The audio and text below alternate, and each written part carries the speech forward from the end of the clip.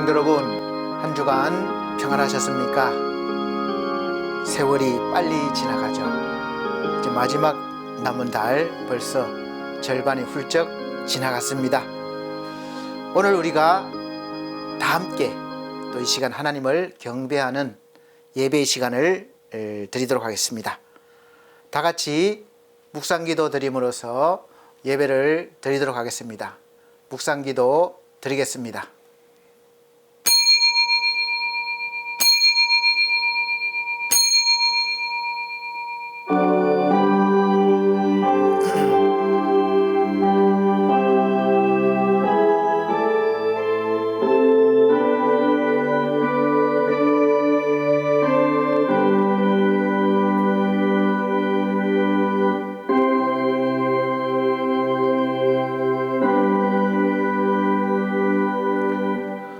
아들을 낳으리니 이름을 예수라 하라. 이는 그가 자기 백성을 그들의 죄에서 구원할 자이심이라 하니라. 이 모든 일이 된 것은 주께서 선지자로 하신 말씀을 이루려 하심이니, 이르시되 보라, 처녀가 잉태하여 아들을 낳을 것이요 그의 이름은 임마누엘이라 하리라 하셨으니, 이를 번역한즉 하나님이 우리와 함께 계시다 함이라. 아멘. 다 같이 찬송가 26장입니다. 26장으로 찬송 드리도록 하겠습니다.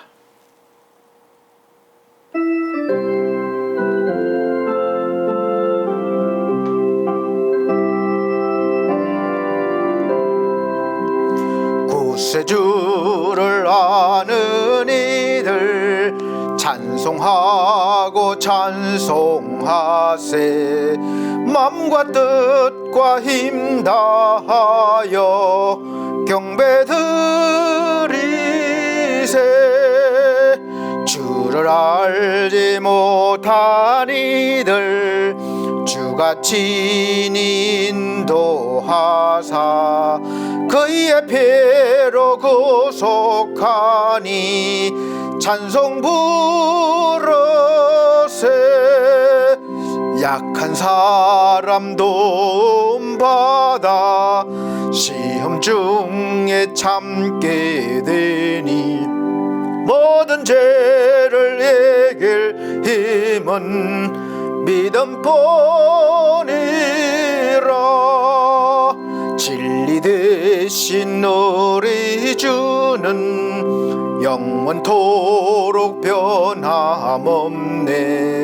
성도들아 주를 믿어 길이 섬기세.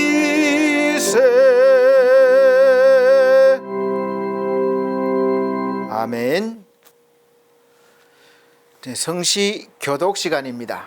찬송가 뒤에 교독문이 있습니다. 교독문 119번 성탄절 1번입니다. 교독문 119번 성탄절 1번. 제가 한 절, 우리 성도님들께서 한 절 천천히 큰 소리로 화답하도록 하겠습니다. 여호와의 영광이 나타나고 모든 육체가 그것을 함께 보리라. 이는 여호와의 입이 말씀하셨느니라. 베들레헴 에브라다야, 너는 유다 족속 중에 작을지라도 이스라엘을 다스릴 자가 내게서 내게로 나올 것이라. 그의 근본은 상고에 영원히 있느니라. 이는 한 아기가 우리에게 낳고 한 아들을 우리에게 주신 바 되었는데, 그의 어깨에는 정사를 메었고 그의 이름은 기묘자라 모사라 전능하신 하나님이라. 영존하시는 아버지라 평강의 왕이라 할 것임이라. 그 정사와 평강의 더함이 무궁하며 또 다윗의 왕자와 그의 나라에 군림하여 그 나라를 굳게 세우고 지금 이후로 영원히 정의와 공의로 그것을 보존하실 것이라. 천사가 이르되 무서워하지 말라. 보라, 내가 온 백성에게 미칠 큰 기쁨의 좋은 소식을 너희에게 전하노라.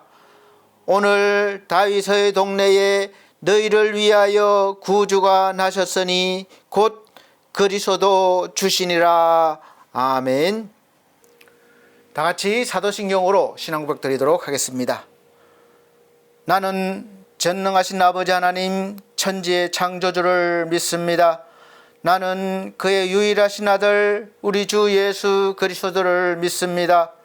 그는 성령으로 잉태되어 동정녀 마리아에게 나시고 본디오 빌라도에게 고난을 받아 십자가에 못 박혀 죽으시고 장사된 지 사흘 만에 죽은 자 가운데서 다시 살아나셨으며 하늘에 오르시어 전능하신 아버지 하나님 우편에 앉아 계시다가 거기로부터 살아있는 자와 죽은 자를 심판하러 오십니다. 나는 성령을 믿으며 거룩한 공교회와 성도의 교제와 죄를 용서받는 것과 몸의 부활과 영생을 믿습니다. 아멘. 다 같이 찬송가 111장 다 같이 찬송 드리신 후에 예배를 위해서 이태석 안수집사님 기도해 주시도록 하겠습니다. 찬송가 111장 귀중한 보배합을 다 같이 찬송 드리도록 하겠습니다.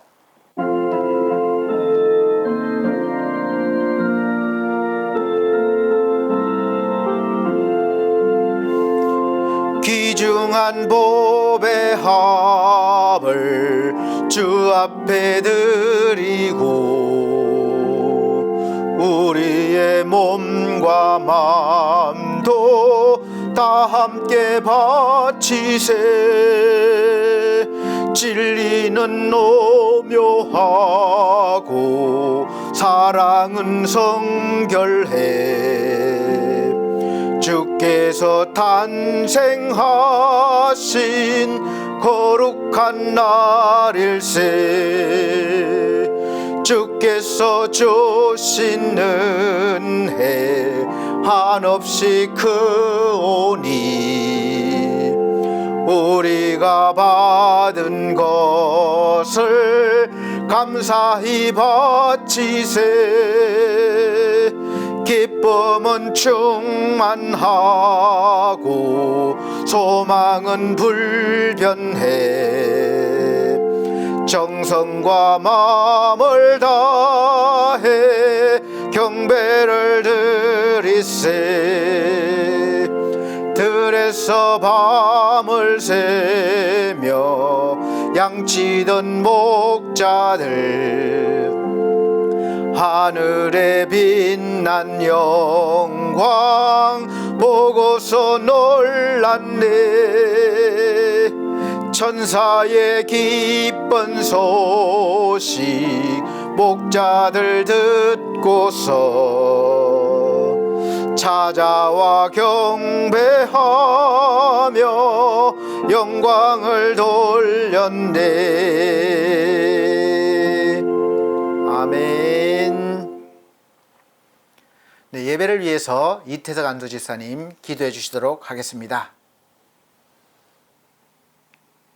우리를 성스러운 이 예배의 자리 앞에 세워주심을 진심으로 감사드립니다. 아멘.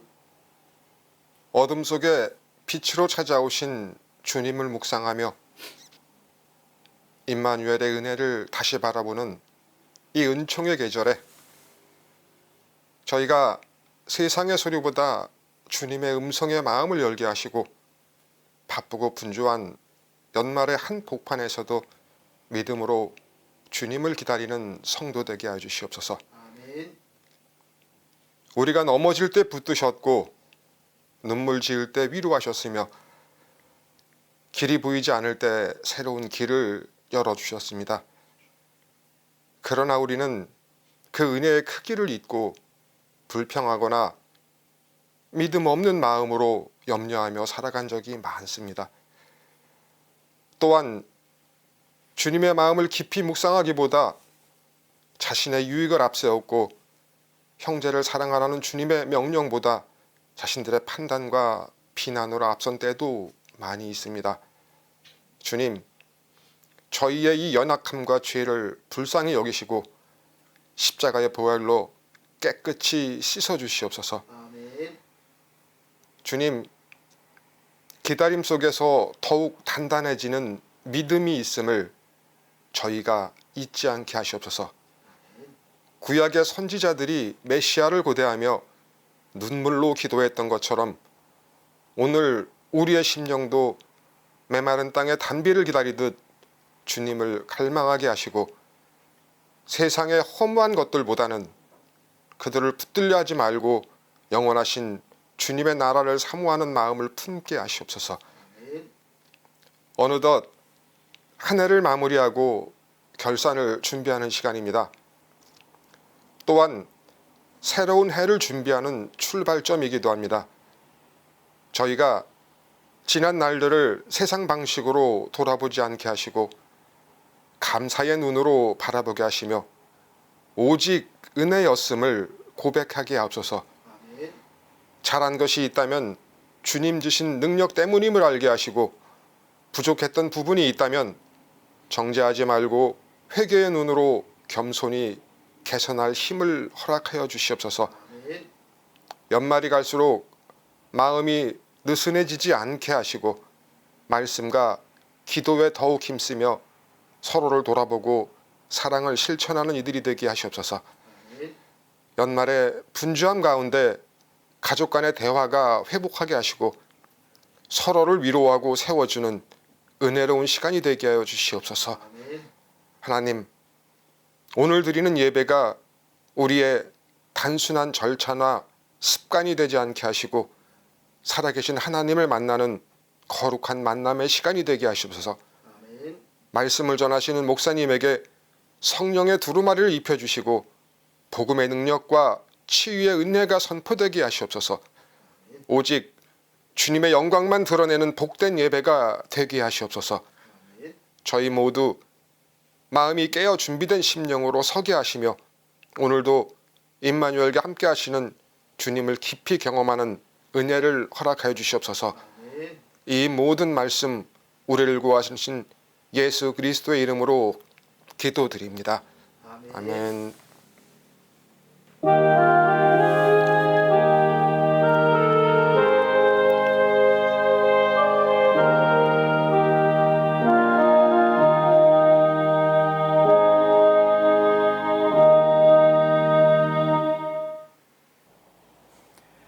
감사합니다.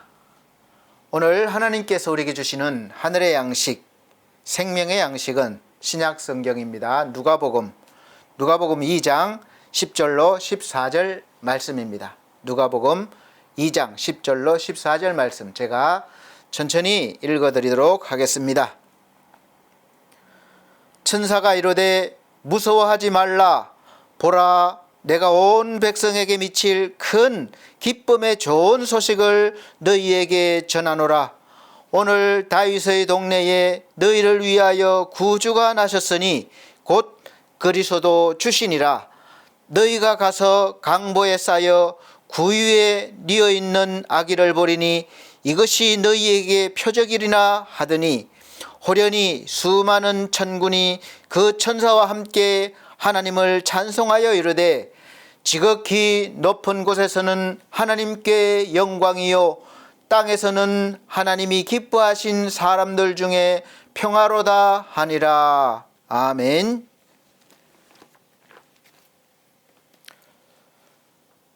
우리 사랑하는 성도 여러분, 잘 지내셨습니까? 연말이라 마음도 바쁘고 또 실제적으로 모임도 많아서 송년회다 뭐다 해서 바쁘시죠? 저도 모임을 벌써 몇 군데가 아니라 두세 군데 다녀왔습니다. 다들 이제 술 좋아하시는 분들은 또 술 마실 일들이 많이 있어서 몸 상하지 않을까 걱정이 됩니다. 뭐 예수 믿는다고 술 전혀 안 마시는 건 아닌 걸로 아니까 또 드시는 분들은 또 교회 다니시지만 술을 드시는 분들은 몸 건강 생각하셔서 적당히 조금만 드시길 바랍니다.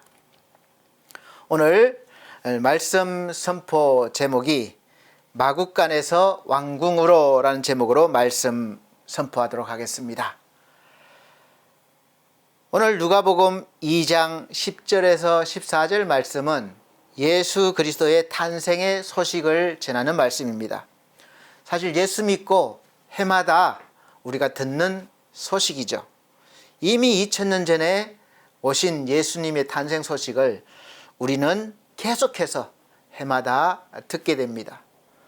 그리고 사실은 기쁜 소식이다, 이렇게 설교를 듣지만 실제적으로 나에게 정말 기쁜 소식이 되었던 적이 몇 번이나 있는지 한번 생각해 보시길 바랍니다. 사실 바쁘게 살 때는 잘 모르고 살다가 나이가 들면서 시간이 많아지죠. 활동 공간이나 활동하는 일들이 줄어들 수밖에 없고, 또 몸도 이렇게 신체적으로도 체력이 따라주지 않아서 점점 더 이렇게 시간이 많아질 수밖에 없습니다. 시간이 많아질수록 누구나 자기 자신이 살아온 인생에 대해서 다시 한번 곱씹어 보기도 하고, 또 주위 관계도 다시 한번 생각해 보게 됩니다.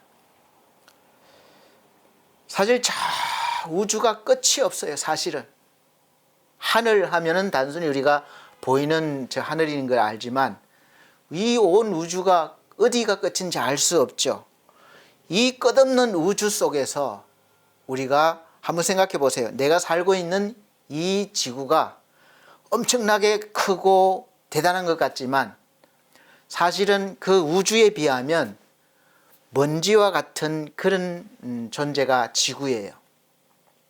그런데 그 존재 속에 이렇게 많은 생명들이 살고 또 있습니다.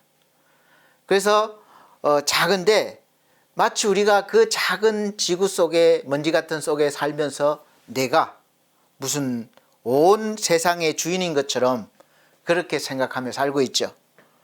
그래서 이 세상에서 내가 왕처럼 내 중심의 삶을 살아온 것을 깨닫게 됩니다. 그렇다고 이루는 것도 별로 없어요.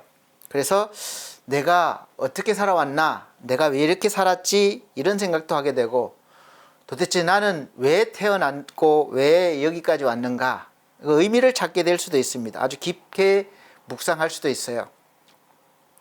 이 넓은 우주 속에서 홀로 서 있게 되면 내가 무엇 때문에 생명으로 여기에 왔고 또 살았고 또 오늘 지금 이 자리에 있는지, 그리고 이 내 생명이 다하면 어떻게 될까? 그냥 먼지처럼 안개처럼 사라지고 말까? 아니면 또 다른 세상이 있고 거기에 내가 갈 수 있을까? 그래서 많은 사람들이 여기에서 끝이 나면 너무 허무하니까, 의미가 없으니까 이제 알게 모르게 또 이후의 세상을 꿈꾸게 되고 또 만들어내기도 합니다. 그래서 의미를 찾게 되는 거죠. 사람은 다른 생명들처럼, 그냥 평범한 생명들처럼 태어나서 유전자를 남기고 왕성하게 번성하게 하고 없어지려고 이 세상에 태어났을까? 그러면 너무 의미도 없고 허무하니까 그 의미를 찾고 싶고 만들고 싶어서 사람들은 누구나 거주하는 자기의 공간을 왕궁으로 만들고 싶어 합니다. 그리고 왕으로 살고 싶어 하는 그런 마음들이 있습니다. 그래서 사람이라면 원하는 것의 최고의 자리에 올라갔다고 할 수 있는 이 솔로몬 왕이 전도서에서 이렇게 말씀하고 있습니다. 전도서 2장 10절에 무엇이든지 내 눈이 원하는 것은 내가 금하지 아니하며, 우리가 태어날 때부터 원하는 것을 보게 되고 가지고 싶어 합니다. 무엇이든지 내 마음이 즐거워하는 것을 내가 막지 아니하였으니, 좋은 것은 다 가지려고 했다는 거예요. 그리고 그럴 만한 능력이 있었기 때문에 또 더 그랬습니다. 이는 나의 모든 수고를 내 마음이 기뻐하였음이라. 너무 기쁜 거예요. 이것이 나의 모든 수고로 말미암아 얻은 분복이로다. 복이라는 거예요. 받은 복. 그것을 마음껏 누려보고 싶은 거죠. 하고 싶은 거 다 하고. 우리는 누구나 그렇게 하고 싶어요. 내가 원하는 거 다 갖고 싶고. 우리 자녀들이 더 그렇죠. 엄마 아빠의 형편도 모르고 눈에 보이는 거 다 사달라고 그러잖아요. 저거 사줘, 이거 사줘. 비싸고 이런 거 상관없어요. 막 떼부리는 거잖아요. 기본적으로 우리는 그런 마음들이 있습니다.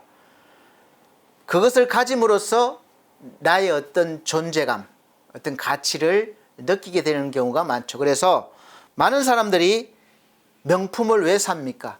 명품을 내가 가짐으로써 나의 가치를 올리려고 하는 거예요. 그만큼 나는 이런 사람이야, 이렇게 내세우고 싶은 거죠. 우리는 누구나 자기의 공간에 모든 좋은 것들을 다 가져다 놓고 그렇게 살고 싶어 합니다. 좋은 시설에, 좋은 차에, 좋은 가구, 그래서 왕의 대우를 받고 왕의 삶, 즉 최고의 삶을 누려보고 싶고 그렇게 살고 싶어 합니다. 그렇게 왕이 되고 싶은 거죠. 그렇게 못해도 가능하면 왕의 근접한 삶을 살아보고 싶어 해요. 나도 저 사람처럼 좀 저렇게 되고 싶다. 그런 소망이 있죠. 부러워합니다. 그래서 오늘도 애쓰고 힘쓰고 새벽부터 밤 늦게까지 열심히 일하면서 그것을 성취하기 위해서 이렇게 살아가고 있죠. 사랑하는 성도 여러분, 올 한 해 1년 동안 그렇게 살아오셨는데 얼마나 이루셨습니까? 얼마나 그 목적에 다다랐나요? 다가가셨습니까? 아직도 여전히 멀리 있습니까? 항상 우리가 쫓는 것은 무지개 같아요. 이만큼 다가가면 또 저만큼 앞서 있고, 그래서 또 죽으라고 열심히 달려가고 평생 그렇게 살아갈 수밖에 없는 그런 삶을 살아가는데, 또 다 왔다고 만족하느냐? 잠시 잠깐이죠. 잡았다 해서 만족하면 또 보면 또 저만큼 뭔가 또 다른 게 있는 거예요. 또 잡고 싶어서 달려가죠.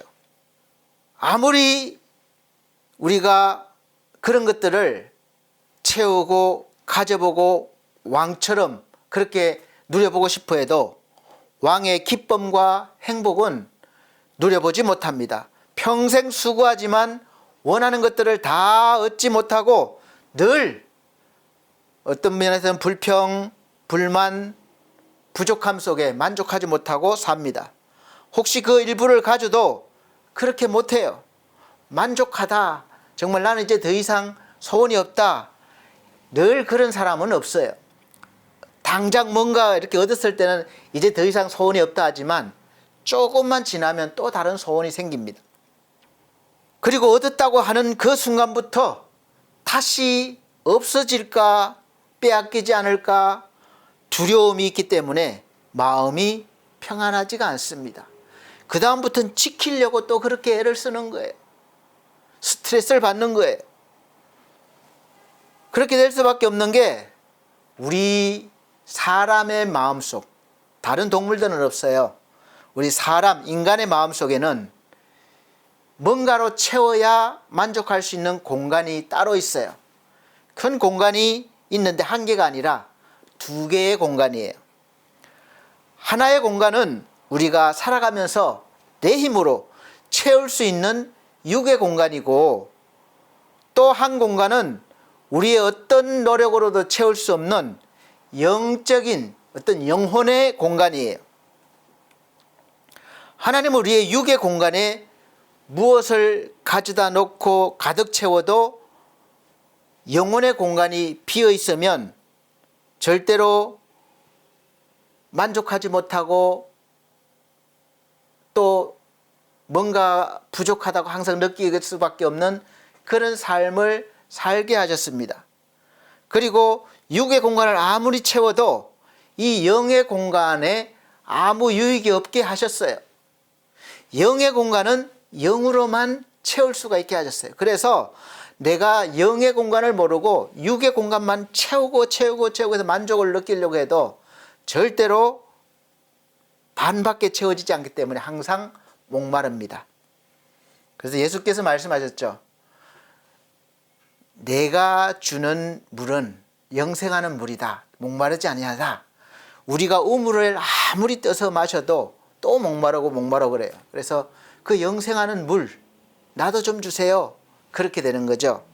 우리는 세상의 것, 육의 공간을 채울 수 있는 것을 아무리 열심히 채워도 오히려 갈증이 심할 때 바닷물을 마시면 더 갈증이 심하듯이 채우면 채울수록 더 채우고 싶은 욕망이 생깁니다. 욕심이 자꾸 잉태해서 커지게 되는 거예요. 자라는 거예요. 여러분, 부자들은 돈 필요 없는 줄 아닙니까? 부자들은 더 큰 돈을 벌기 위해서 애써요. 그래서 저같이 부자가 못된 사람은 사실 100만 원, 1000만 원 더 큰 돈이지만 그 돈이 필요하지만 부자들은 1000만 원이 아니라 억 단위로 필요해요. 100억, 200억이 필요하고 그것을 얻고자 더 이렇게 애쓰는 거예요. 그리고 또 100억을 가지면 또 조 단위를 바라봅니다. 그렇게 되는 거죠. 이상하게도 육의 공간을 채우면 채울수록 반대로 우리의 다른 한 내면에 있는 이 영혼의 공간은 더 갈급하게 되는 거예요. 이것은 사람에게 하나님께서 영혼을 사모하는 마음을 이미 넣어주셨기 때문에 그래요. 우리는 나는 알 수 없지만 내 영혼이 영원한 것을 계속 사모하고 있어요. 그 내가 빨리 깨닫고 그것을 채워줘야 되는데 미련하게 깨닫지 못하면 이 육으로는 깨닫지 못하니까 깨닫지 못하면 육이 원하는 줄 알고 육신의 것만 계속 채워주는 거예요. 그러면 그럴수록 더 목마르게 되는 거죠.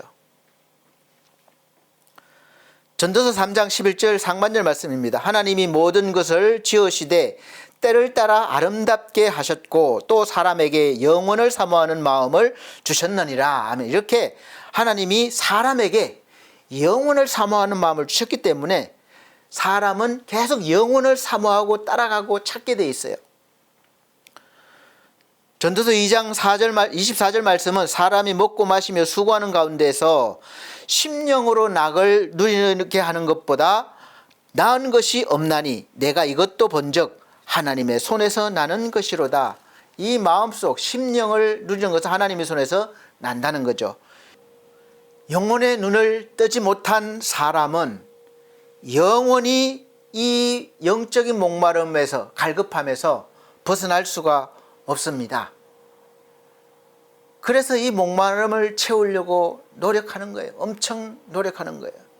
그래서 하나님께서 이 목말라 하는 인간을 두고 볼 수가 없어요. 하나님이 사랑하는 자들이기에. 그래서 이 영혼의 갈급함을 채워주시기 위해서 이제 번쩍이는 그런 번개같이 나타나신 게 아니라 우리와 똑같이 놀라지 않도록 똑같이 사람의 모습을 입고 예수 그리스도로 이 땅에 오신 것이죠. 그래서 예수께서 하신 일들은 육적인 부분도 해결해 주지만 떡도 주시고 병도 고쳐주시고 다양하게 해주셨지만 그것을 통해서 영적인 부분을 계속 연결시켜 주는 거예요. 하나님의 나라를 연결시켜 주는 거예요. 영적인 세상으로 인도하시는 거예요. 그래서 육적인 것을 붙잡고 영적인 곳으로 나가야 되는데 거기까지 가서 멈추면 받은 은혜가 헛되이 되고 마는 것이죠. 예수님이 오신 것은 육적인 문제를 그것만 해결해 주시려고 온 것이 아닙니다.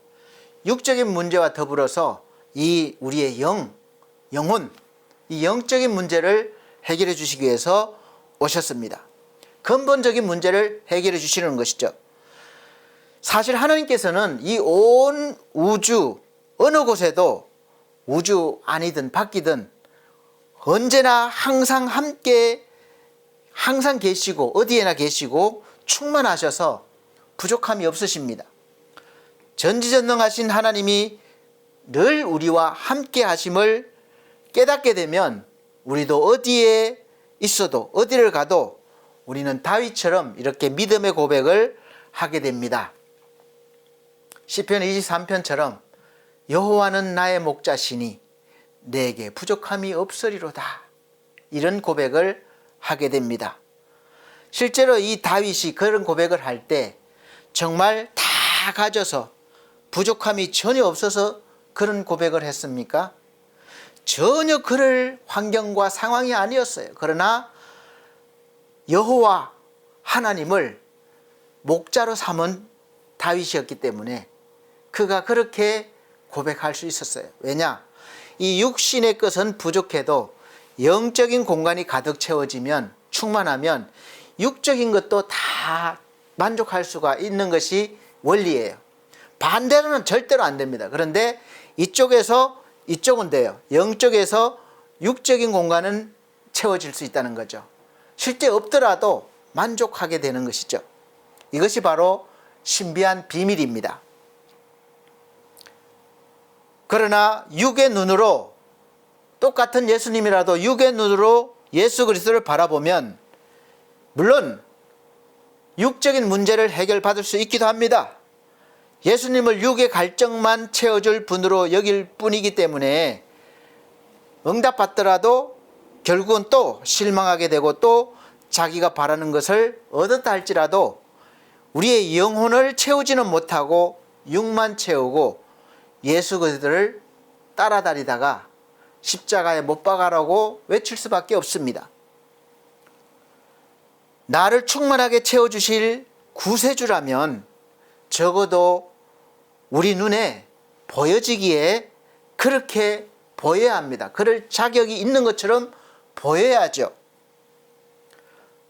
번쩍이는 화려한 왕관을 쓰셔야 하고 말 한마디에 수많은 군대와 사람들이 무릎을 꿇고 복종하고 가진 것이 많아서 항상 자기 백성들에게 풍성하게 베풀어 줄 수 있는 그런 모습이어야 됩니다. 그런 힘이 있어야 됩니다.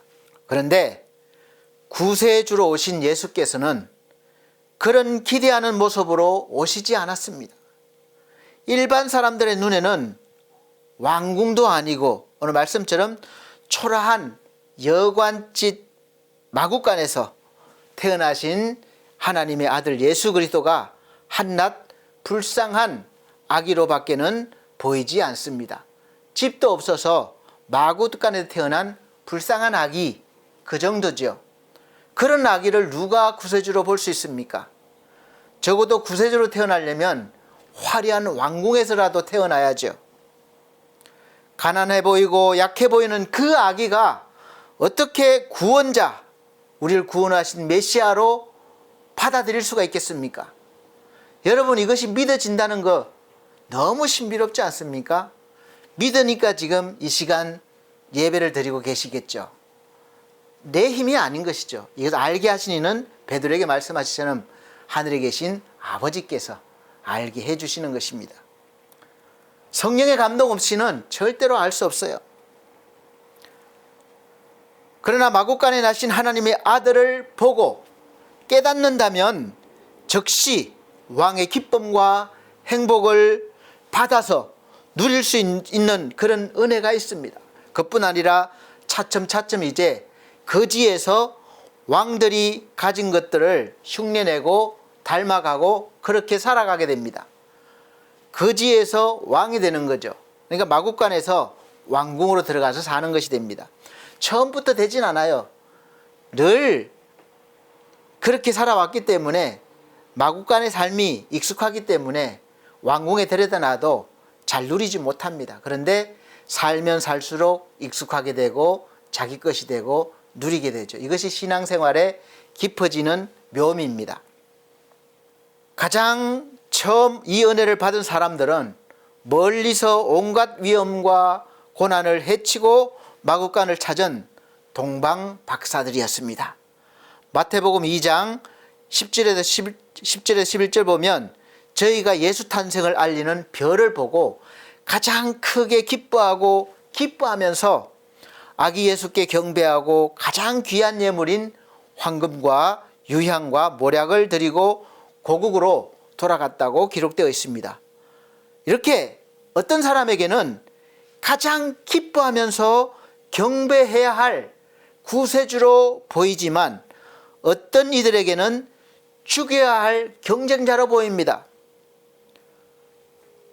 하나님의 아들은 마구간에서 태어나셨습니다. 어느 시대 어느 나라를 막론하고 왕의 아들이 마구간에서 태어났다는 소식을 여러분 들어보셨습니까? 들어본 적이 없습니다. 노예라도 마구간에서 잘 태어나지 않습니다. 그러나 하나님이 거하시는 곳은 마구간이라도 그곳이 성전이 되고 왕궁이 되는 것입니다. 예수 그리스도가 구원자임을 믿고 의지한다면 가장 어두운 곳에서라도 하나님이 가신다면 즉시 밝은 빛으로 빛나는 그런 천국이 시작됩니다. 천국, 하나님의 나라는 하나님이 통치하는 곳이 바로 하나님의 나라입니다. 하나님의 말씀이 기준이 되고 말씀이 법이 되고 완전히 그 말씀대로 다스려지는 곳, 그렇게 살아가는 곳이 바로 하나님의 나라이고, 말씀의 법 아래 우리가 들어왔지만 거기에 노예처럼 얽매이는 것이 아니라 자유자로 법 안에서 너무나 기쁘게 누리며 살 수 있게 되는 것이죠. 우리가 생각하는 이런 헌법, 이런 테두리 안이 아닙니다. 하나님의 나라는 모든 것이 완벽하고 완전한 곳입니다. 악이라고는 전혀 없습니다. 하나님만이, 하나님 말씀만이 통치합니다. 예수께서 하나님의 말씀을 전하시려고 오셨고, 또 오신 후에도 하나님의 나라를 선포하시고 하나님의 말씀을 증거하셨습니다. 하나님의 나라는 바로 우리가 바라는 그런 나라가 아니었습니다. 마태복음 4장 16절 17 보면, 흑암에 앉은 백성이 큰 빛을 보았고 사망의 땅과 그늘에 앉은 자들에게 빛이 비추었도다 하였느니라. 이때부터 예수께서 비로소 전파하여 이르시되 회개하라 천국이 가까웠느니라 하시더라. 아멘. 이 그때 시대의 사람들이나 지금 현대를 살아가고 있는 저와 여러분들도 하나님의 나라, 천국이 언제 임할지 늘 궁금합니다. 그래서 마지막 이야기를 많이 하잖아요. 마지막 때. 그래서 종말론자들도 생겨서 몇 월 며칠 날 주님 오신다, 이렇게 하나님 나라가 임하는 거죠. 주님 오시면. 그래서 늘 궁금하고 사모합니다. 그래서 하나님의 나라를 선포하고 계시는 예수께 질문을 했습니다. 누가복음 17장 20절에 21절 보면, 바리새인들은 하나님을 말씀대로 잘 믿는 사람들이잖아요. 바리새인들이 하나님의 나라가 어느 때에 임하나이까 이렇게 묻거늘 예수께서 대답하여 이르시되 하나님의 나라는 볼 수 있게 임하는 것이 아니요 또 여기 있다 저기 있다고도 못하리니 하나님의 나라는 너희 안에 있느니라. 아멘. 이렇게 말씀하셨어요. 여러분, 하나님의 나라가 내가 물었는데 내 안에 있다, 이 말씀 믿어지십니까? 아니, 하나님의 나라가 도대체 어디 있어? 하나님의 나라에 내가 있다면 내가 이렇게 고생하고 마음이 괴롭고 내 육체가 힘들고 이러질 않아야 될 거 아닙니까? 하나님의 말씀을 받은 사람들에게는 이미 하나님의 나라가 시작되었다는 것입니다. 그런데 하나님을 믿는 나는 왜 하나님의 나라가 보이지도 않고 임하지도 않은 것 같습니까? 내 속에서 하나님의 말씀이 통치하시도록, 그래서 우리가 믿음으로 믿고 순종해야 합니다. 그러면 이제 조금씩 이렇게 느껴지고 보여지기 시작하는 거예요. 물론 완전한 하나님의 나라는 우리가 지금이 아니라 이후에 임할 것입니다. 그리고 우리가 살아가면서 믿음의 분량만큼 하나님의 나라를 느끼고 누리게 될 것입니다. 그리고 그 하나님의 나라, 천국은 우리가 생각하는 그 개념, 그런 상상을 훨씬 뛰어넘습니다. 그리고 감히 상상조차 할 수 없습니다. 그래서 우리 인간의 말로 표현도 잘 못해요. 알려줘도 잘 못합니다. 그래서 기껏해야 천국에 가서 내가 이렇게 봤다, 그 정도지 가히 표현할 수 있는 말이 없다고 그랬습니다. 그래서 하나님의 나라의 개념을 우리가 알고 믿어야 합니다. 주님께서 알려주시고자 하는 그 하나님의 나라. 그래서 주님이 계신 곳이 바로 하나님의 나라가 되는 것이고, 주님이 안 계신 곳이 바로 그곳이 지옥이 되는 거예요, 결국은. 그래서 우리가 어떤 하나님의 나라, 주님이 함께 하시면 늘 우리는 아무런 어려움도 없고 형통하고 충만하고 다 이렇게 생각하고 있는데, 그거는 진짜 이후에 완전히 하나님 나라가 임할 때 가능하고, 우리가 사는 동안은 그렇지 않습니다. 하나님의 나라가 늘 우리에게 임했고 함께 하시지만, 그렇지만 믿음으로 바라봐야 돼요. 그럴 때 우리가 어떤 곳에 있든지 우리가 하나님의 나라가 나에게 먼저 지금 이마에 있음을 믿어지게 됩니다. 그래서 찬송가도 있잖아요. 내 영혼이 은총 입어 중한 죄짐 벗고 보니 슬픔 많은 이 세상도 천국으로 화하도다. 그러니까 이 슬픔 많은 세상도 천국으로 화된다 그래요. 그래서 높은 산이 거친 들이 초막이나 궁궐이나 내 주 예수 모신 곳이 어디나 하늘나라. 내 주 예수 모신 곳이 초막이든 궁궐이든 그것이 바로 하나님의 나라죠. 할렐루야. 이러한 믿음의 눈을 가져야 되고 이러한 믿음의 심령들이 되어야 합니다. 그러려면 하나님의 말씀을 들으셔야 하고 또 믿으셔야 되는 것이죠. 우리의 영혼이 날마다 천국의 삶을 살려면 그러니까 첫째로 마국간의 왕을 모실 수 있어야 됩니다.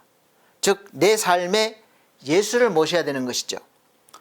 마국간은 사실 마국간은 그냥 보면 우리가 그냥 소나 말이 사는 그 집 안에 그냥 집이 깔려 있고 뭐 똥오줌 싸서 막 이렇게 있는 그런 마국간 생각하지만 사실은 우리 각자의 인생이라고 보시면 돼요. 각자의 삶이라고 보시면 됩니다. 살면서 우리가 바른 믿음을 가지면 문득문득 나 자신이 그렇게 마국간임을 깨닫게 됩니다. 죄를 보게 되는 것이죠. 세상 좋은 것으로 이 나의 부끄러움을 좀 가려보고자 합니다. 아담과 하와가 부끄러움을 그 잎사귀로 가리려고 했던 것처럼 목에 힘을 주고 돈과 지위로 그리고 박사학위로 나를 좀 마국간에서 벗어난 사람, 내 삶을 왕궁처럼 만들고 싶어 합니다. 부끄러움을 가려보려고 하는 거예요. 그러다가 병들거나 실패하거나 문제들이 찾아오면 다시 어쩔 수 없이 마국간으로 돌아가는 거예요. 이럴 때 자신의 모습을 바로 볼 수 있는 사람은 복된 사람이에요. 그 마국간 같은 내 인생, 내 삶에서 구원해 주실 메시아 예수 그리스도를 바라봐야 하는데 어리석은 사람은 그래도 계속 거기에 서서 스스로 왕궁을 만들어 보려고 왕처럼 살려고 발버둥을 칩니다. 그래서 권모술수가 난무해요. 유명했던 성철 스님도 돌을 많이 닦으셨지만 자신의 죄가 수미산만큼 크다고 그런 말씀을 하셨다고 합니다. 그의 유언을 보면 내 죄는 산보다 높고 바다보다 깊은데 내 어찌 감당하랴. 내가 80년 동안 포교한 것은 헛것이로다. 우리는 구원이 없다. 그렇게 말씀하셨다고 합니다. 많은 사람들이 욕심대로 가져보고 또 아니면 다 반대로 피우기 위해서 돌을 닦고 내가 정말 멋있는 그런 왕궁을 내 삶을 만들고 왕처럼 되어보려고 해도 수도하면 할수록 돌을 닦으면 닦을수록 자신을 잘 보면 마국간임을 알게 됩니다. 더럽고 추한 모습이에요. 돌을 열심히 닦는 사람일수록 그런 것이 더 잘 보여요. 차라리 더럽게 사는 사람은 몰라요. 우리는 다 그런 존재입니다. 그래서 하나님 앞에 선 사람들은 감히 하나님 앞에 고개를 쳐들고 복 주세요 이러질 못합니다. 주여 나는 죄인입니다. 나를 떠나소서. 제단 숯불로 내 입술을 지져주셔서 그렇게 고백할 수밖에 없는 거죠. 그래서 베드로는 누가복음 5장 8절에서 예수님을 알아보고 예수님을 무릎 아래에 엎드려서 주여 나를 떠나소서 나는 죄인이로소이다. 주님 앞에 설 때 내 죄가 보이는 거예요. 그렇게 할 수밖에 없습니다. 감히 누가 예수님 앞에서 나 이런 사람입니다 이렇게 내세울 수가 있겠어요? 그리고 사도 바울도 디모데전서 1장 15절 말씀에서 mit보다 모든 사람이 받을 만한 이 말이여 그리스도 예수께서 죄인을 구원하시려고 세상에 임하셨다 하였도다. 죄인 중에 내가 괴순이라. 죄인 중에서도 내가 가장 우두머리같이 그런 악한 존재라는 거죠. 내가 내 진실한 모습을 가장 잘 볼 수 있을 때가 어느 때입니까? 바로 빛이신 예수 그리스도 앞에 섰을 때예요. 어둠 속에 있을 때는 내가 알 수 없어요. 내가 어디에 뭐가 묻었는지 알 수 없어요. 그러나 환한 빛이신 예수 앞에 서면 내 죄가 다 보일 수밖에 없습니다. 그래서 나는 죽을 죄인입니다. 지렁이 같은 존재입니다. 그렇게 고백할 수밖에 없어요. 그럼 어디 가야 예수님을 만납니까? 여러분, 말씀 앞에 서시면 됩니다. 말씀을 듣는다는 것은 하나님의 말씀 앞에 선다는 것이고 하나님의 말씀은 살아 역사하십니다.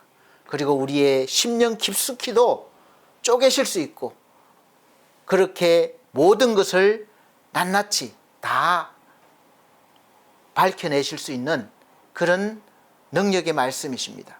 살아계신 말씀이에요. 그래서 하나님의 모습이 보이지 않더라도 말씀을 듣게 되면 하나님이 느껴지고 보여지게 되고 알게 되고 믿게 되는 거예요. 그래서 내 상태를 보고 나를 구원해 주실 하나님을 부르면 내 속에 들어오십니다. 잘 사는 왕궁이라 안 들어가고 마구간이라 들어가시는 게 아닙니다. 왕궁이든 마구간이든 내가 주님을 바라볼 때 간절히 원할 때 들어가 주시는 거예요. 예수님은 절대로 강제로 억지로 막 열고 들어가시지 않습니다. 그렇게 사람의 문을 여시지 않습니다. 너 교회 안 오면 내가 가만 안 둘 거야. 막 저주해서 너를 죽일 거야. 그렇게 협박해서 나오게 하시지 않아요. 항상 내가 먼저 들었을 때 마음의 문을 활짝 열 때 들어오십니다. 여러분 찬송가 있지 않습니까? 주 예수 대문 밖에. 주 예수 대문 밖에 기다려 섰으나 단단히 잠가두니 못 들어오시네. 이렇게 우리는 예수님이 오시려고 해도 문을 단단히 닫아 걸고 절대 열지 않습니다. 그래서 열렸다는 것은 하나님의 역사입니다. 내가 스스로 열 수 없어요.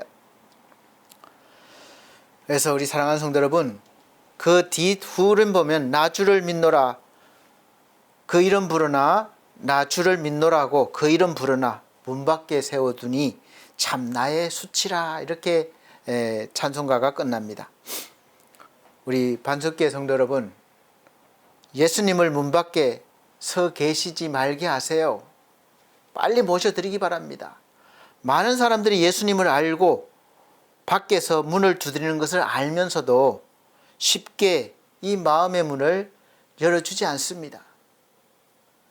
세상에서 자기의 노력으로 돌을 닦으면 닦을수록 결국 솔직하게 자기 자신이 마구간임을 고백할 수밖에 없어요.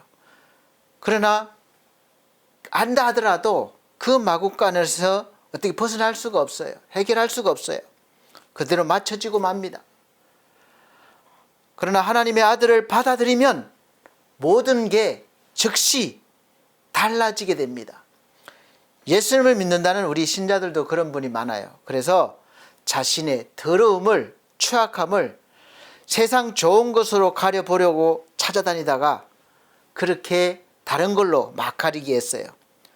말씀으로 씻어내려고 하지 않고 율법을 열심히 지켜서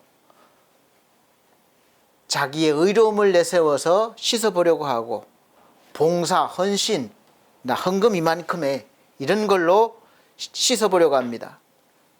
그렇게 온갖 술수를 쓰게 되지만 결국은 다 이것이 해결 방법이 아니라는 것을 깨닫게 됩니다. 문제와 병과 실패가 덮쳐와도 여전히 나는 교회 안 나가, 안 믿을 거야, 그렇게 합니다. 구원자이신 예수를 믿지 않습니다. 우리 사랑하는 성도 여러분, 예수 그리스도는 하나님이시고 무슨 일이든 어떤 문제든 다 해결 가능하시고 또 해내심을 믿으시길 바랍니다.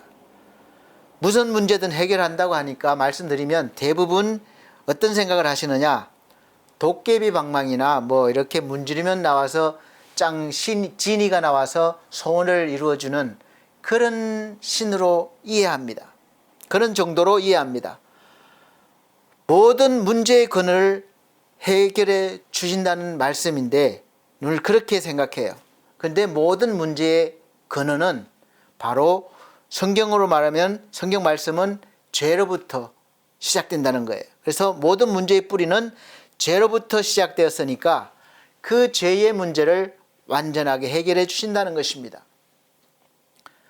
그렇게 인간의 문제를 해결하시기 위해서 이제 세상에 오신 분이 바로 하나님 모습으로 오신 예수 그리스도예요. 사람으로 모습으로 오신 예수 그리스도 하나님이시죠. 고통스러운 상황이건 잘 나가는 상황이건 여전히 나는 마구간일 수밖에 없습니다. 우리 스스로는 늘 그걸 아셔야 합니다. 그래서 우리는 이제 두 번째로 아셨으면 왕을 모셔야 되는 거예요. 문 밖에 세워두지 마시고 모셔드려야 됩니다. 왕을 모시면 즉시 내가 이제 마구간이 아니라 왕궁이 되는 것입니다. 왕궁이 어디입니까? 어디가 왕궁이죠? 백향목 좋은 나무로 또 대리석으로 해서 짓고 금을 바르면 왕궁이 됩니까? 그렇다 하더라도 왕이 없으면 그것은 왕궁이 아니에요. 초가삼간이라도 왕이 거기 계시면 왕궁이 됩니다. 많은 사람들이 이걸 모릅니다.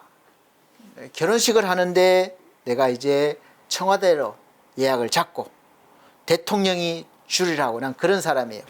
주례를 하고 연말 좀 있으면 연말 연예대상 하죠. 거기 시상식에 나오는 유명한 연예인들, 영화인들 모두 다 하객으로 참석하고, 또 음식은 신라호텔 최고 요리사들이 와서, 주방팀이 와서 다 요리를 하고 푸짐하게 차려놓습니다. 근데 여러분, 내가 그렇게 하더라도 신부가 안 오면 다 헛것이 되죠. 결혼식이 망치는 거예요. 마찬가지로 겉보기에 화려하고 아무리 가진 것 같고 옷이 돼도 그 속에 예수가 없으면 결국은 이 솔로몬이 말씀하셨잖아요. 제가 말씀드리는 게 아니라 솔로몬이 다 모든 것이 헛되다, 헛되니 헛되다, 그렇게 말씀하는 거예요. 결국 자신이 그런 가진 것들 다 해봐도 나는 여전히 주님이 없으면 마구간이구나 알게 됩니다. 그러나 천하의 악한 인간 속에라도 하나님의 아들 예수가 들어가시면 그의 삶이 왕궁으로 즉시 변합니다. 마음도 생각도 삶도 이제는 왕이기 때문에 바뀌기 시작하는 거예요. 처음부터 막 왕으로 살지 못합니다. 왕의 자리에 앉혀놔도 아이고 저런 사람이 무슨 왕이야, 저런 사람이 무슨 예수 믿는 사람이야, 그런 소리 듣게 됩니다. 그러나 시간이 지날수록 성장하게 되면, 믿음이 커가면 점점 왕의 모습이 나오는 거예요. 이미 속에는 왕이지만 이제 겉모습으로 나오는 데는 훈련해야 되고 시간이 좀 걸립니다. 그래서 열심히 훈련을 하셔서 빨리 왕의 모습이 나오실 수 있도록 해보시길 바랍니다.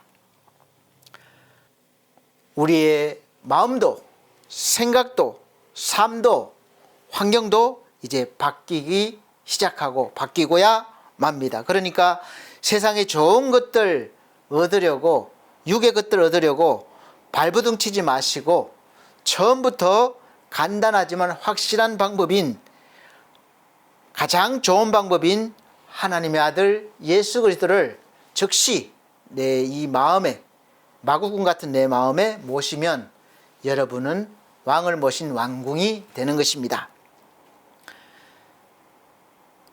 한동안 영국을 공포의 도가니로 몰아넣었던 소로스처라는 아주 악한 사람이 있었습니다. 감옥에만 40년을 드나들었어요. 변화하지 않아요. 아무리 위협하고 설득하고 태형을 때려도 그를 바꿔놓을 수가 없었습니다. 채찍으로 살이 터지게 때려도 절대로 얼마나 독한지 절대로 변하지 않아요. 나가면 또 악한 짓을 하고 범죄를 하고 또 잡혀가고 살다가 또 나가면 계속 반복합니다. 그 사람을 죄가 악한 영이 그 사람을 지배하고 있는데 어떻게 변할 수가 있겠습니까? 나라의 골칫덩어리입니다. 방법이 없어요.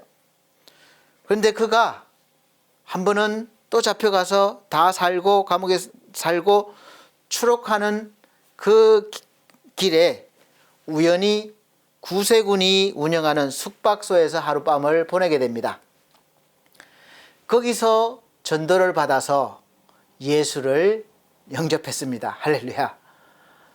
이런 악한 사람도 예수를 영접합니다. 여러분, 우리는 그렇게 악한 사람이 아니니까 영접 안 해도 되나요? 영접 안 해도 되는 사람은 없어요. 다 해야 됩니다. 그 마구간이 아니라 아예 거름통이 같은 이 사람이 새 사람이 됐습니다. 완전히 그 속이 왕궁으로 변한 거예요. 왕이신 예수를 모신 거예요.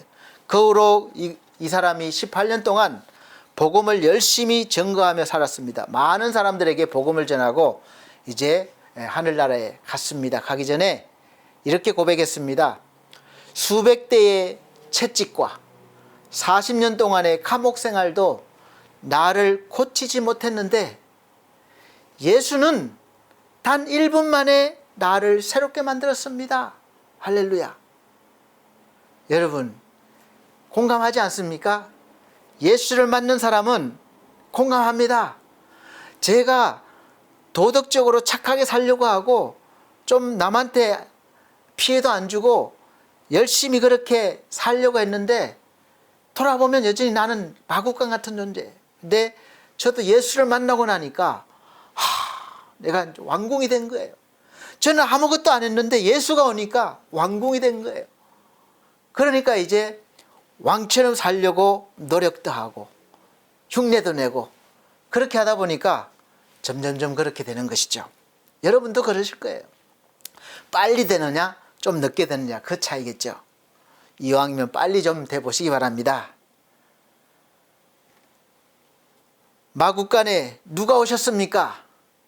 한 아기가 우리에게 낳는데 그 어깨에는 정사를 메었고 이름은 기묘자라 모사라 전능하신 하나님이라 영존하신 아버지라 평강의 왕이라 할 것임이라. 이사야 9장 6절 말씀하셨습니다. 기묘자 모사를 영어로 보니까 원더풀 카운셀러예요.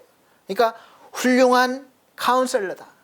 지도자입니다. 우리의 심리적인 문제나 고민 그런 것이 있는 사람에게 전문적인 조언을 하거나 또 생활 지도를 하는 사람이에요. 그러니까 내 이 마음의 어떤 힘듦 또 모든 힘듦을 잘 들어주시고 좋은 방법도 제시해 주시고 그렇게 나를 이끌어 주시는 거예요. 이것이 바로 성령님이 아니고 누구겠습니까? 참으로 신기한 분입니다. 그분을 얼마나 믿고 의지하고 따르느냐에 달렸어요. 이제 마음의 눈을, 영적인 눈을 열어보십시오. 예배를 마치고 나갈 때 막연한 행운이 오길 바라십니까? 내 병이 물러가고 문제가 비켜가고 삶이 열리시기를 원하시나요? 얼마 전에 고인이 되신 탤런트 이순재 씨가 하는 광고 있었지 않습니까? 묻지도 않고 따지지도 않는데요. 그래 가입시켜 준대요. 근데 막상 전화하면 이것저것 물어보고 따지고 가입이 안 된다고 그래요. 그러나 우리 예수님은 그렇지 않습니다. 이것저것 따지지도 않고 다 받아주셔요. 너 왜 그렇게 살다 왔어? 너 왜 그것밖에 안 돼? 그러지 않아요. 다 품어주십니다. 덮어주십니다. 주님이 하시는 일이에요. 어깨에 이 세상의 미래를 짊어지신 전능하신 하나님, 그러니까 그분을 의지하고 마음껏 나가시기 바랍니다. 공부하면서 일하시면서 운전하면서 내 삶의 모든 공간인 마구가 같은 내 인생에 그분을 모셨는지, 그분이 늘 함께 하시는지 늘 확인하시기 바랍니다. 믿음으로만 확인 가능해요. 확인하는 순간 그 장소가 즉시 왕궁으로 변할 것이고, 왕궁의 주인이신 예수 그리스도께서 우리의 삶을 주도하시고 인도하시고 열어주실 것입니다. 할렐루야. 이런 은혜가 있으시기를 예수 그리스도로 축복합니다. 마지막 세 번째, 삶을 이제는 왕궁으로 만들어 가십시오. 모셨으니까. 우리 인생 전 분야의 하나님의 아들이 능력을, 힘을 발휘하게 하시는 것은 전적으로 이제 내 책임이에요. 내 믿음이 있어야 됩니다. 믿음으로 행해야 돼요.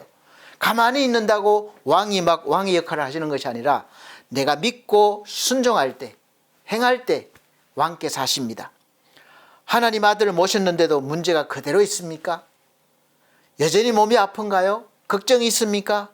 바로 이 부분에서 바로 저나 여러분이나 믿음이 요구되는 순간입니다. 믿음은 무조건 믿는 것이 아니에요. 먼저 믿을 내용이 확실하게 있어야 됩니다. 무조건 믿으면 이게 그냥 맹신이 되는 것이죠. 무조건 믿는 게 아닙니다. 사람의 모습으로 오신 예수 그리스도가 왜 오셨는지, 나와 무슨 상관이 있는지, 나를 위해 무엇을 하셨는지, 그래서 내가 어떤 존재가 되었는지, 이런 내용들을, 확실한 정보를 내가 듣고 알고 믿어야 합니다.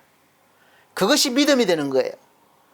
하나님께서 이사야 선지자를 통해서 말씀하신 내용입니다. 이사야 53장 1절로 12절 말씀 보면 미리 예언하셔서 예수께서 이런 모습으로 오실 것이다, 탄생하실 것이다, 너희를 위해서. 그는 화려하게 막 멋있게 오는 것이 아니라 연한 순 같고 마른 땅에서 나온 뿌리 같아서 고운 모양도 없고 좋은 풍채도 없은즉 우리가 보기에 흠모할 만한 아름다운 것이 없도다.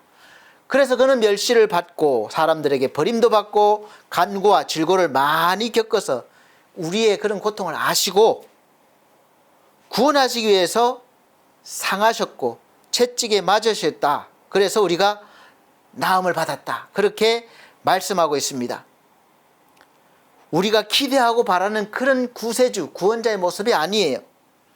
세상으로 그런 세상의 수준으로 화려하게 힘있게 오시는 메시아가 아닙니다.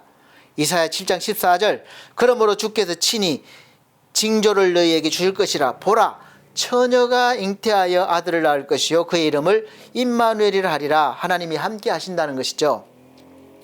우리와 함께 하시려는 하나님은 결혼도 하지 않은 처녀의 몸에서, 그것도 마국간에서 태어나셨습니다. 마국간에 오신 구원자는 연약하고 연약한 아기의 모습이에요. 그러나 그분 안에는 온 우주가 있습니다. 하나님이십니다. 아기지만 하나님이세요. 아기의 모습이지만 비록 마국간에 계시지만 그 어떤 것도 그 무엇도 그분이 해결 못할 것이 없고 그분 안에 비교할 것이 없습니다. 그분 안에 다 들어있어요. 1981년도 6월쯤에 탁월한 사업가이자 백만장자인 유진 랭이라는 사람이 뉴욕 할렘가 초등학교 졸업식에 초빙을 받았습니다. 연설을 하는 거죠. 사각모를 쓰고 앞줄에 앉은 61명의 졸업생 아이들을 바라보면서 53년 전에 거기 앉아있던 자신을 떠올립니다. 강당을 메운 사람들은 최하층으로 여김받는 흑인과 멕시칸 사람 대부분입니다. 그들은 대를 이어서 가난의 굴레에서 벗어날 수가 없어요. 그 범죄의 소굴이에요. 마약에 찌들어 살고 있습니다. 거기서 벗어날 수 없어요. 성령의 감동으로 그는 가슴이 뜨거워져서 말합니다. 여러분 인생에서 첫 번째 졸업식입니다. 이 시간에 되고 싶고 살고 싶은 그런 인생을 꿈꿔보세요. 그 꿈을 믿고 그 꿈을 위해서 힘써 끝까지 계단 올라갈 각오를 하세요. 그 꿈은 고생하며 값을 치를 만한 가치가 있습니다. 포기하지 않고 끝까지 잡고 나간다면 그 꿈이 보답할 것입니다. 여기 할렘가라고 불리는 곳의 아이들의 90% 이상이 고등학교를 채 졸업하지 못하고 중간에 이 악의 소굴로 빠진다는 사실을 떠올립니다. 공부해야 합니다. 더 배워야 합니다. 여러분도 대학에 가실 수 있습니다. 아니, 반드시 대학에 가야 합니다. 만약 고등학교 졸업 때까지 학교를 떠나지 않고 끝까지 인내한다면 잠시 연설을 끊은 뒤에 다시 선언합니다. 만약 고등학교까지 포기하지 않고 성실히 공부에 버텨낸다면 내가 여러분 한 사람 한 사람 모두에게 대학금 등록금 전액을 내주겠습니다. 그 순간 강당은 물기 얹은 듯이 조용해졌습니다. 미국 대학교 학비가 엄청 비싸다고 그래요. 곧이어 환호성이 막 터져나오는 거예요. 와! 아이들은 부모와 친구들을 얼싸안고 뛰면서 기쁨의 소리를 질렀습니다. 그리고 난 뒤 6년이 흘렀습니다. 유진랭이 장학금을 약속했던 졸업생들은 한 명 제외하고는 모두가 고등학교를 우수한 성적으로 마치고 대학교에 진학해서 장학금을 받았습니다. 그 학교로서는 기적 같은 일이었다고 그래요. 이 일을 계기로 유진랭은 I have a dream이라는 단체를 설립해서 빈민가 학생들 600명에게 꿈의 장학금을 주게 되었습니다. 이 장학금을 받은 한 학생이 말합니다. 포기하지 않고 믿음으로 노력하면 뭔가 좋은 것이 기다리고 있음을 아는 것, 그건 정말 신나는 일입니다. 나는 훌륭한 의사가 돼서 돈을 벌면 유진랭 씨처럼 소망 없는 어린 학생들에게 이런 꿈의 장학금을 줄 겁니다. 약속을 받았고 믿기에 그 약속이 삶의 힘을 공급해 주는 거예요. 사람인 유진랭도 이렇게 약속을 지키고 돕는데 여러분, 신실하신 우리 아버지 하나님, 우리 하나님께서 하신 약속을 얼마나 더 잘 지켜주실까요? 우리에게 약속하신 것이 많습니다. 우리가 그 약속을 믿고 포기하지 않고 끝까지 나간다면 하나님이 약속을 얼마나 잘 지켜주시겠습니까? 할렐루야. 약속을 받으셨고 꼭 이루시길 바랍니다. 하나님의 아들 예수 그리스도 그 자체가 큰 기쁨의 좋은 소식인 줄을 아십니까? 여러분, 예수님 만나서 뭐 이거 봤을 때 그게 좋은 소식 물론 맞지만, 그러나 예수 그리스도가 오셨다는 그 소식 한 가지만으로도 큰 기쁨의 소식인 줄을 믿으시길 바랍니다. 그분 안에 모든 것이 다 있습니다. 우리가 너무 작고 작아서 미처 그분을 제대로 보지 못합니다. 내가 너무 작게 준비해서 마치 받지를 못해요. 그래서 아는 만큼 그분을 누릴 수 있습니다. 그럼에도 불구하고 그분은 늘 자신의 것을 주시고 더 주시기 위해서 우리에게 늘 다가오십니다. 우리가 찌르는데도 피를 흘리시면서 다가오시는 거예요. 여러분, 이제 찌르지 마시고 활짝 여시고 모시길 바랍니다. 늘 함께 하시려고 하십니다. 임마누엘이라 하리라, 우리와 함께 하신다는 거예요. 비록 내가 있는 곳이 마구간일지라도, 내 인생이 그럴지라도 기쁘게 오신다는 것입니다. 내 삶이 지금 진흙탕 같고 마구간이라도 탓하지 말고 그를 모시면 됩니다. 여러분, 모시기 바랍니다. 지금 마음을 밝히고 기쁨으로 감동으로 우리 성령께서 채워주세요. 기도하십시오. 그리고 포기하지 않고 믿음으로 노력하면, 살아내면 반드시 내 인생이, 내 삶 전체가 이제 마구간에서 점점점 왕궁처럼 되어갑니다. 이미 왕궁이 되었지만 진짜 보여지게 왕궁처럼 될 것입니다. 할렐루야.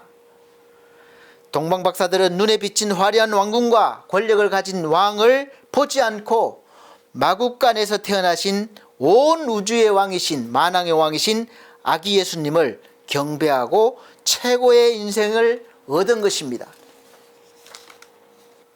왜 최고의 인생이 되는 것입니까? 예수와 함께하는 인생은 그 어디서나 그 무엇을 하고 있든지 항상 최고이기 때문에 그렇습니다. 그러나 그렇게 되기까지는 동방박사들의 능력과 힘만으로는 되지 않는다는 것을 보여줍니다.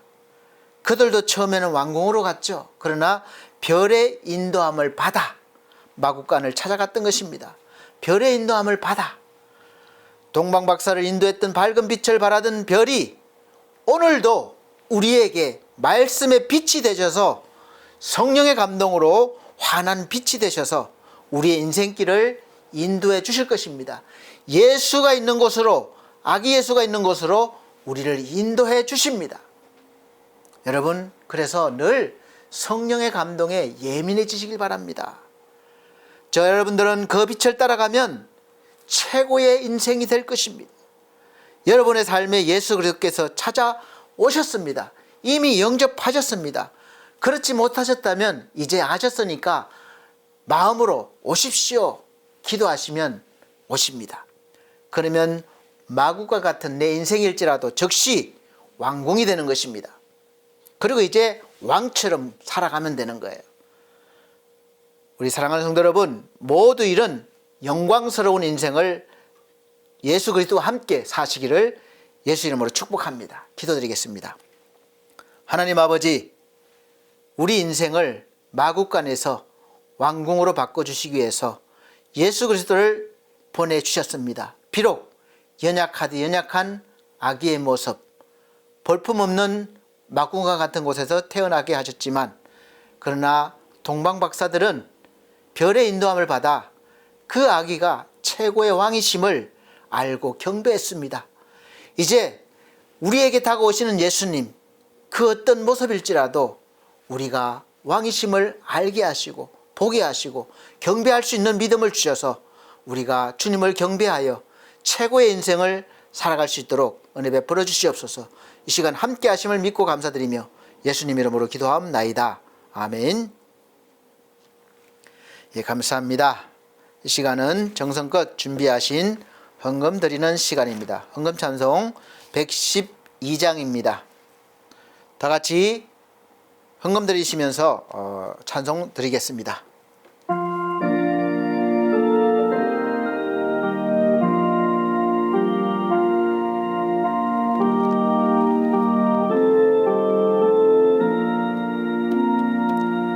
그 맑고 환한 밤중에 모천사 내려와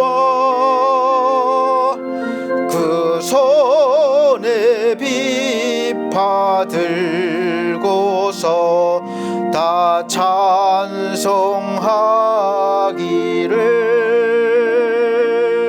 평강의 왕이 오시니 다 평안하여라. 고소란하던 세상이 다 고요하도다.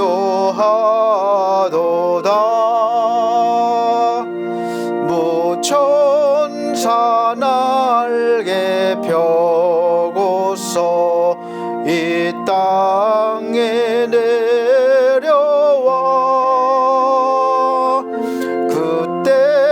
그때에 부른 노래가 또다시 들리니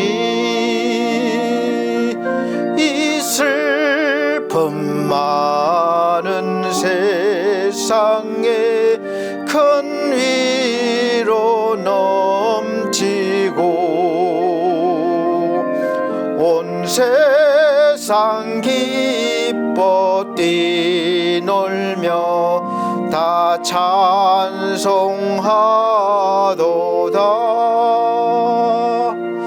이 괴로움 많은 세상에 짐지고 가는 그 험산 줄령 넘너라 온몸이 곤하나 이 죄악 세상 살 동안 새 소망 가지고 저 천사 기쁜 찬송을 들으며 쉬어라 옛 선지에 언능하려 베들레헴 성중에 주 예수 탄생하시니 온 세상 구주라 저 천사 기쁜 노래를 또다시 부르니 온 세상 사는 사람들 다 화답하도다. 아멘. 드려진 헌금을 위해서 기도드리겠습니다. 전주드린 헌금은 자막으로 올려드리고 있습니다. 살아계신 아버지 하나님, 하나님 은혜 감사합니다. 하나님께서 우리를 사랑하시는 그 사랑에 감사하며 또 하나님께서 주신 모든 것 하나님이 주신 것임을 알고 10의 1조를 구별하여 하나님께 드립니다. 또 감사헌금 드립니다. 또 선교헌금 드립니다. 이모저모로 몸과 마음 드렸습니다.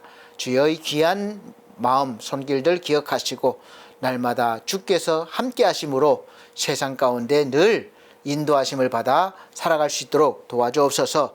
예수 그리스도의 이름으로 축복하고 기도하옵나이다. 아멘. 감사합니다.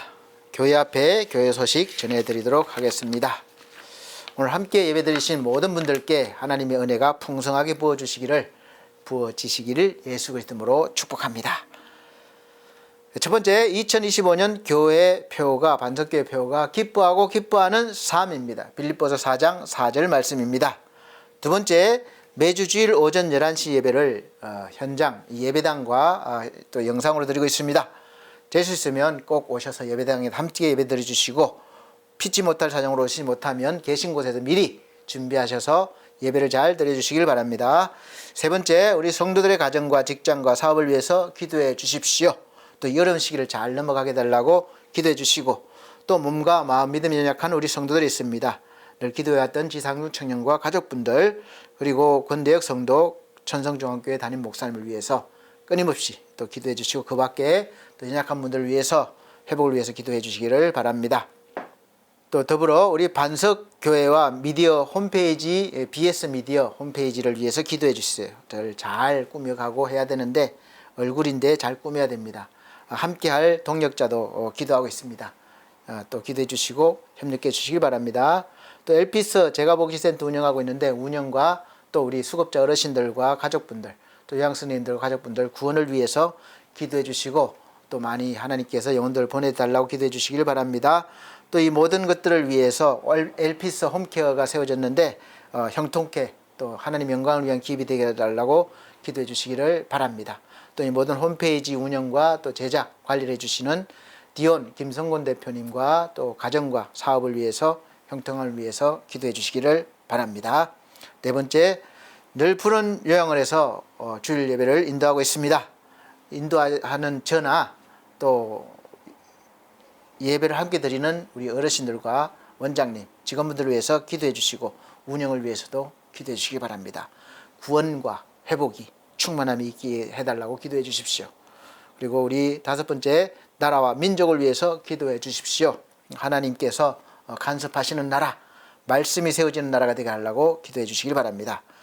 여섯 번째 12월 25일 날 오전 11시 예배는 성탄 예배로 드리겠습니다. 그리고 31일 오후 11시부터 송구 영신 예배가 있으니까 미리 준비하셔서 참석해 주시길 바랍니다. 다 같이 폐찬송 54장 다 같이 찬송 드리고 축도로 예배를 마치도록 하겠습니다.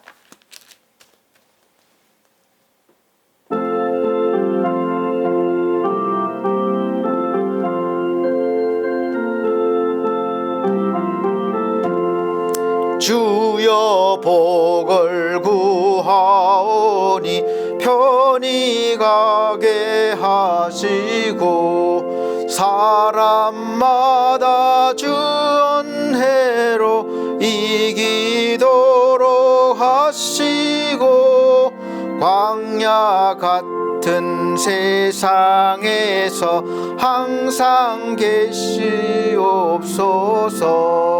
주의 복된 말씀 듣고 무한 감사합니다.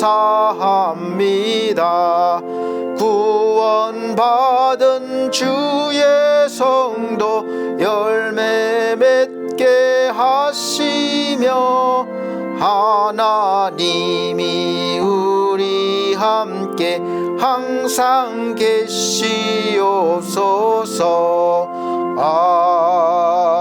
아멘. 우리 하나님의 은혜 감사합니다. 하나님께서 우리를 살리시기 위해서 말씀이 육신이 되게 해주셨고 또 육신 되신 예수 그리스도께서 우리를 살리시기 위하여 하나님 말씀에 순종하셨습니다. 우리도 성령 감화 감동함으로 말미암아 말씀을 들을 때에 깨닫게 하시고 믿어지게 하시고 구원받게 하여 주옵소서. 그래서 항상 예수를 구주로 믿고 동행하며 믿음의 삶을 살 수 있도록 은혜 베풀어 주시옵소서. 주 예수 그리스도의 은혜와 하나님의 크신 사랑과 성령님의 감화 감동 교통하신 은혜가 중앙총회와 중앙총회 신학과 온석대학원대학교 그리고 서울중앙선회위에 우리 사랑하는 반석교회 모든 성도들과 이 시간 함께 예배드린 귀한 영혼들에게 함께 계실지어다. 아멘.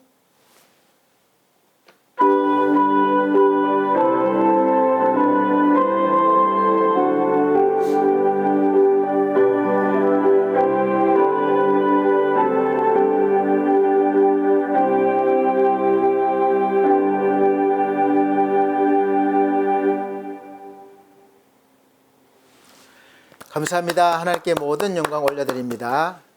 또 성탄절 예배 때 뵙겠습니다.